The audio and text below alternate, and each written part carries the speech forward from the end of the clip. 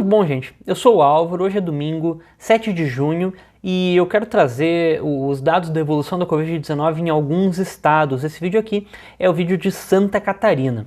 Então, esse gráfico aqui é o gráfico dos dados tirados da Secretaria Estadual da Saúde, e vocês vão notar ao longo do vídeo que tem umas partes que ele está meio quadradão assim, porque eu só tinha os dados semanais e daí eu fiz uma interpolação linear aqui só para preencher esses pontinhos aqui no meio do caminho. Então, de vez em quando vai dar umas quadradadas aí, mas os dados estão corretos, tá?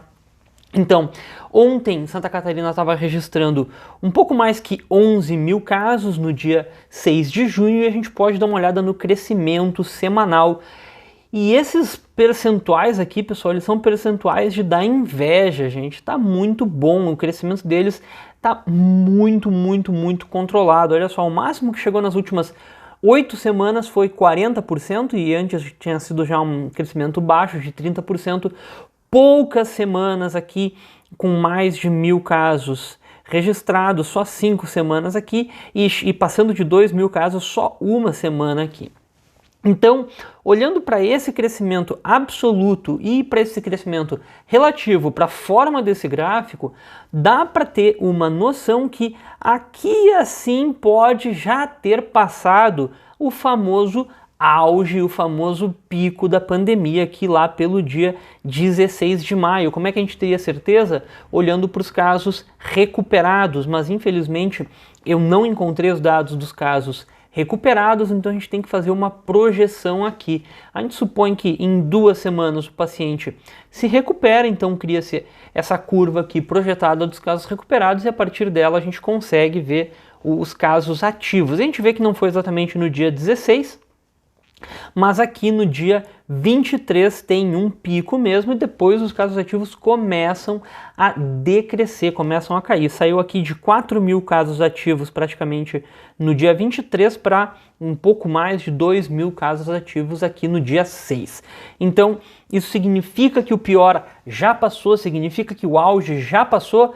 Olha, difícil ter certeza, provavelmente sim, mas tem-se que cuidar com uma segunda onda. Pode acontecer uma segunda onda, talvez mais forte do que a primeira, porque afinal com 11.000 casos não é o suficiente para atingir a imunidade de rebanho. Mesmo que a notificação seja 20 para 1, isso daqui daria 200.000 casos, ainda não é um percentual robusto da população inteira de Santa Catarina. Então, ainda não existe aquela chamada imunidade de rebanho, né?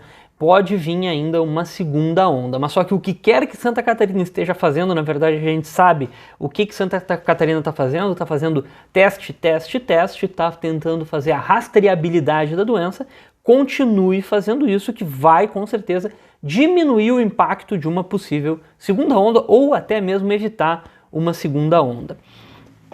E o número de óbitos aqui, 166, e se a gente olhar essa curva dos óbitos, a gente vê como é baixa a taxa de letalidade. Historicamente, o máximo que já chegou foi isso, 1,5% nesse dia aqui também.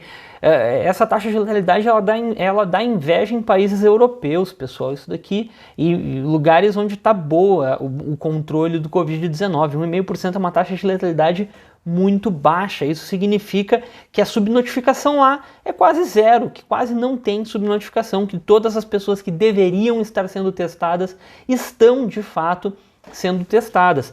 E até por isso que a gente vê que tem uma variação grande.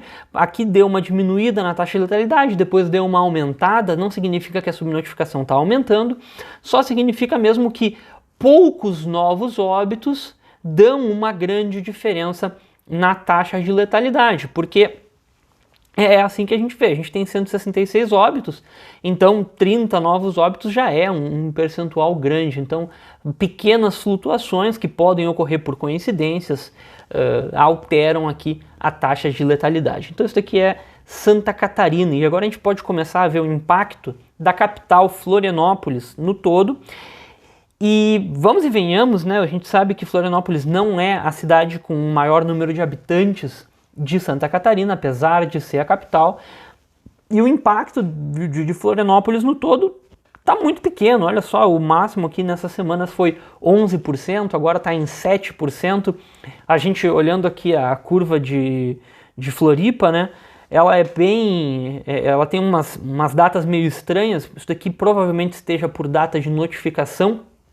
Então fica uma certa represagem, depois pá, vem tudo no mesmo dia. Aqui também represagem, depois vem tudo no mesmo dia. Então esses percentuais aqui, esse percentual de 4% foi de alguma represagem de casos que devem ter entrado nessa semana aqui. Mas enfim, também está com um crescimento muito baixo, menos de 1.000 casos e a gente já está em junho.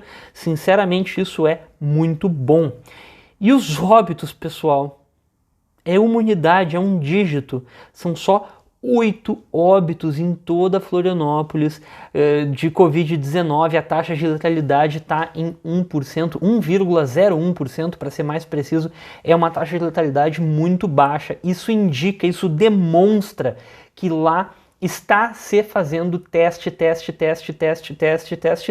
que a subnotificação é baixíssimo. Foi assim que eles conseguiram vencer o Covid-19, ou pelo menos ter esse impacto tão grande que a gente vê nessas semanas do Covid-19 aí, no início de junho, e com 8 óbitos só em Florianópolis, menos de 200 óbitos em Santa Catarina. É assim que se vence, pessoal, é fazendo teste e quem testar positivo fica em casa. Eles até não tiveram um isolamento social tão forte. Eu me lembro que o Rio Grande do Sul estava bem fechado há um tempo atrás e Santa Catarina já estava abrindo, mas só que eles estavam abrindo conscientes. Eles estavam abrindo com uma campanha de testagem muito forte. Essa é a diferença.